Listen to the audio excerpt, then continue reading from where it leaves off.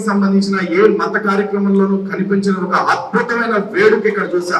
అదేంటంటే మొట్టమొదట మనకి పూజ చేసుకునేటప్పుడు ఎవరి గురించి చెప్తారండి?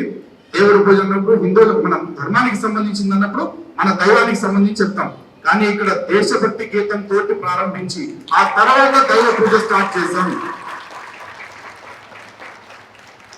ఇది మీకు ఏ మతానికి సంబంధించిన కార్యక్రమాల్లోనూ కనపడదు, ఒక్క మన దగ్గరే కనిపిస్తుంది. ఒక హిందూ ధర్మంలో మాత్రమే దేశం కోసం తర్వాత ధర్మం కోసం మనం బ్రతుకుతాం.